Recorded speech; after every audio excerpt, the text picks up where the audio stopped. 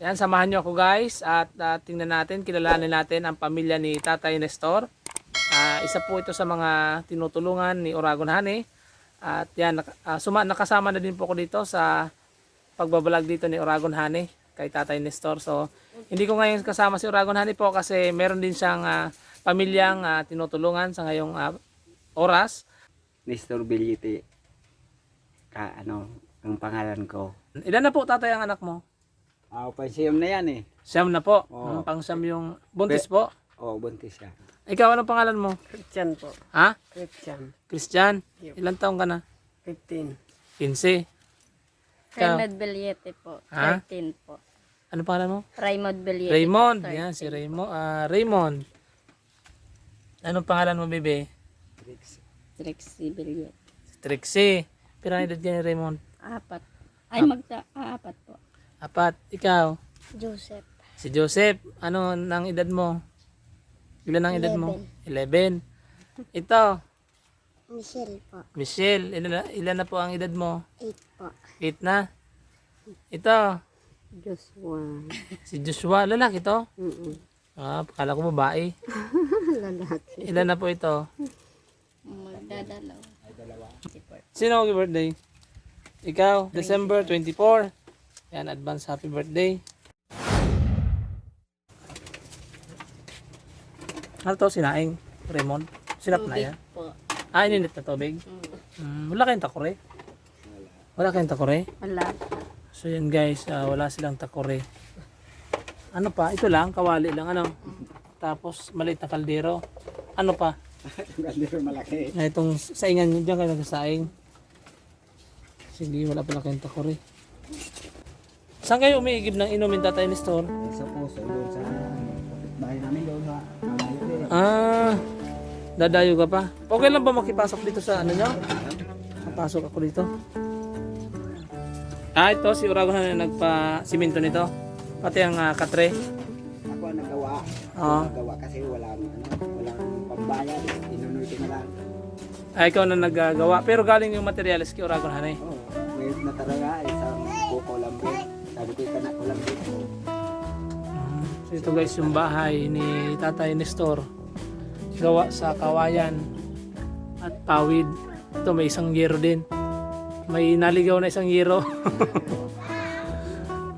Yung yero nadingding. Yun, nasa dingding na.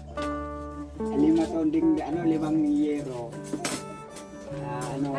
Wala mo pang dingding. So yung yero naman ang nilagay mo. Kasi press ko yung nipa. So yan. So inabutan ko sila guys dito na magtatanghalian. Kasi bibili kami ngayon ng pom. So kakain muna daw si Tatay Nestor. Tingnan natin yung kanilang ulam. Ano yan bibing ulam mo? Saging?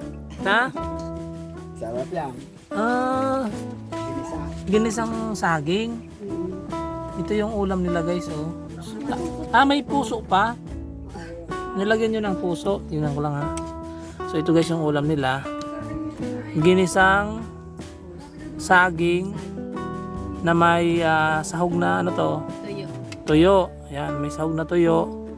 At puso. Yung puso ng saging.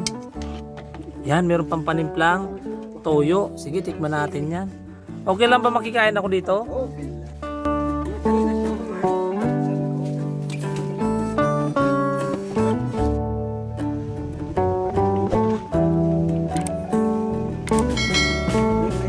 Mapasay na ako.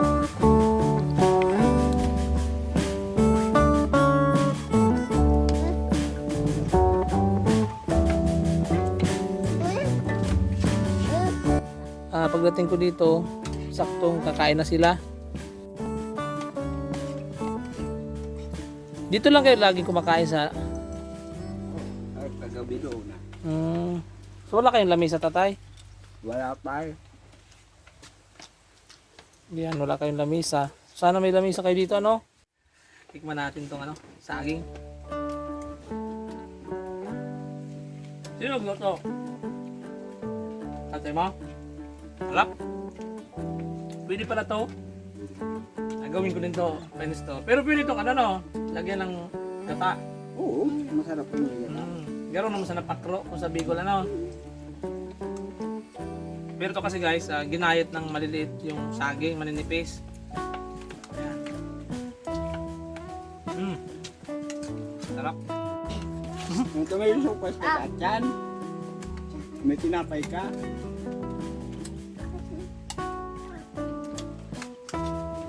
Sarap. Gabot.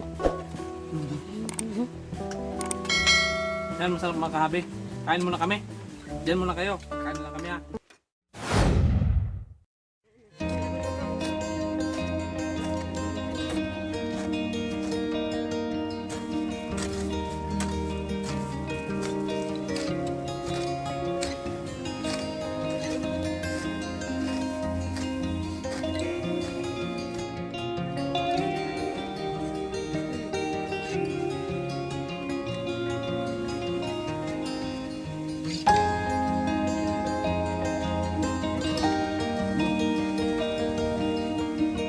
Kung hindi mo naman naalisan ang damo, hindi gaganda no. Mahali.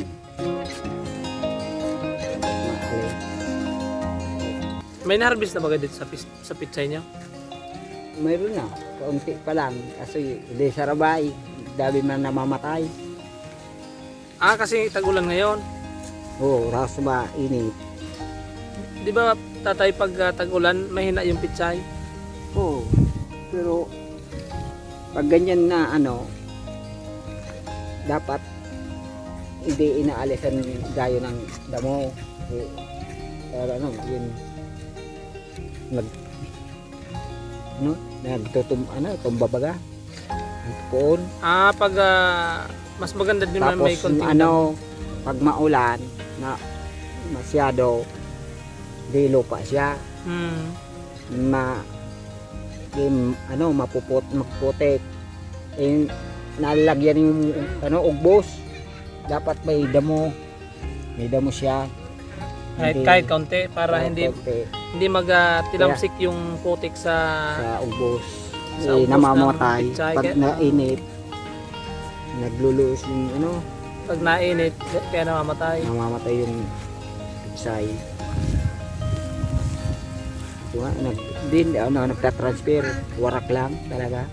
Talagang sinasaboy mo lang.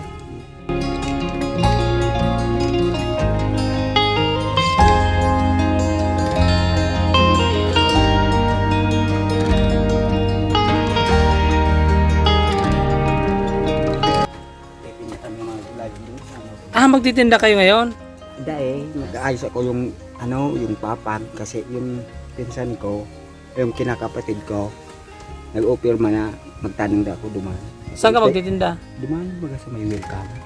Sabi nga ni Manaites, gusto yun itong maliit na pitsay kasi ginusi ko naman kasi karong aldaw, saradit, sabi Manaites, gusto yun na daan, maski saradit, nag-aranap yung pitsay. Sa'yo ito mga tanim tatay? May punla ko. Puto pa, maliit pa. Sabi, pwede na yan. Ginusihan ko na yun. Lima manabog ko sa tunero darakol. Magkano na po yun? Balot niya, 25. 25 pesos ang balot. Nagtanong ako nga sa sabi, 50 daang kilo. Sa sentro na. Pero kung ikaw magtitinda talaga, mahal. Kaya kung mayroon ka ng papag diyan sa tabi ng daan, mas mahal, di ba? Dahil man ako nagpapamahal na ta. Dahil mabakal tulos. Hindi mo mabibenta. Pero sa'yo naman nung pagod mo. So ilang araw ba yung pitsay tatay bago i-harvest? Mga 35. 35 days. Kung may abono. Kaso ang lupa, panggang na. Dami nang naasagwag kong ditong abono. Sa isang kilo. Mag-organic ka. Mga bulok-bulok na dahon, ganyan. Pigsunog ko. Sinusunog yan para maalis yung... Kaya sinunugan ko.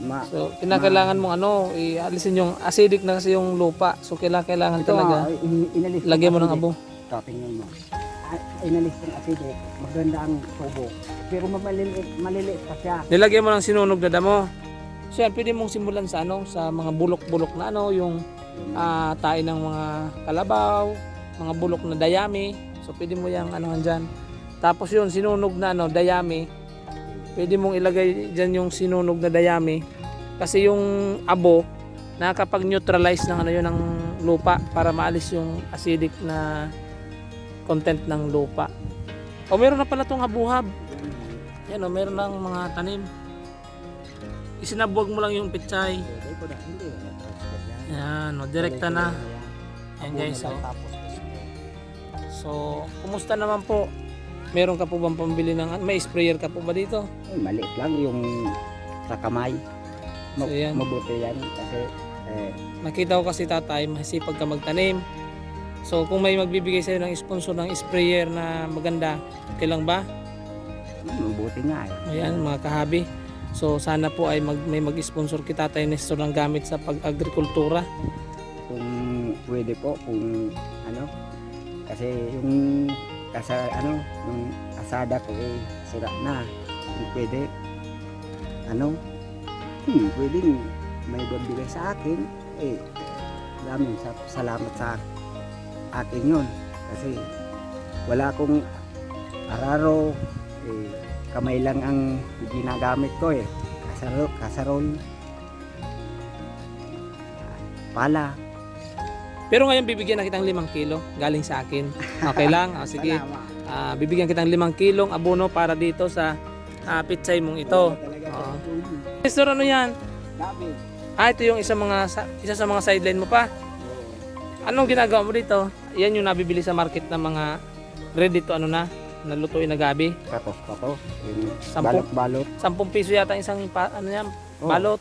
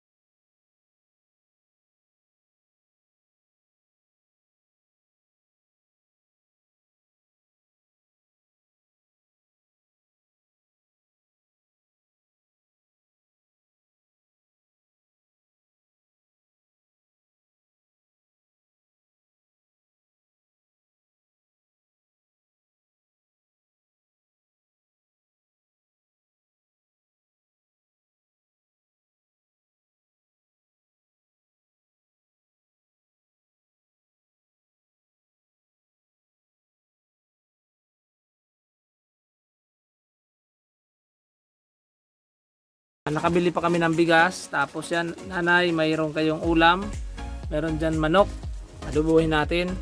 So yung presyo ng foam ay naka-discount tayo. Dapat tatay, magkano yung natin? 2.4 sana yung foam. So naka-discount po kami, 1.5 na lang yung foam.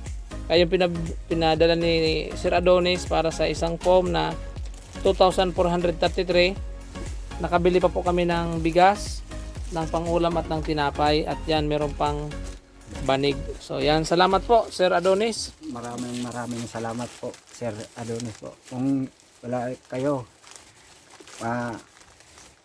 ang mga anak ko eh nagtutulog sa sahig.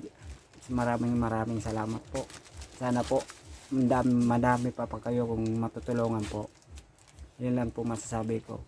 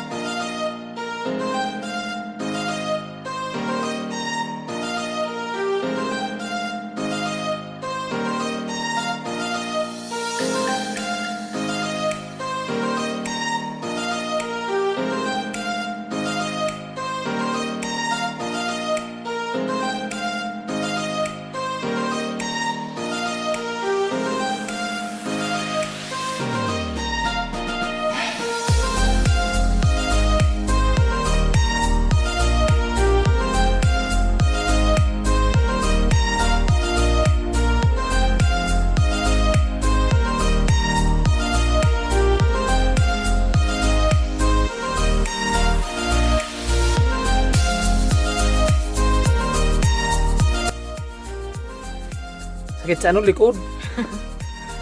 Yan guys, masakit sa likod magluto dito kasi mababa.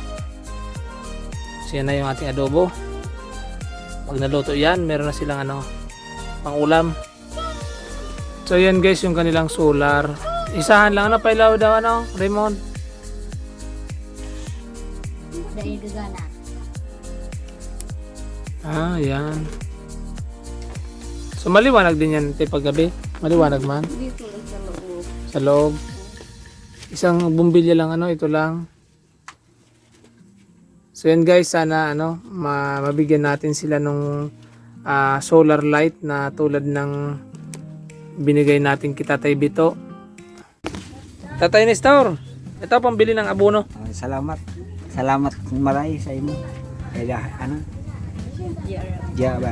Di Arabe. Salamat nagkatulong na to. Pambili ng abono sa pitsay ko. Para gumanda yung harvest mo. Yung tulong ano, pitsay ko.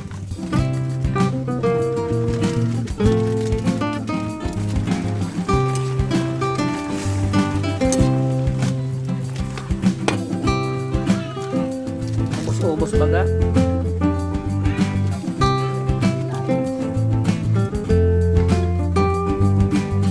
So yan mga kahabi, pauwi na po ako at salamat sa inyong panonood.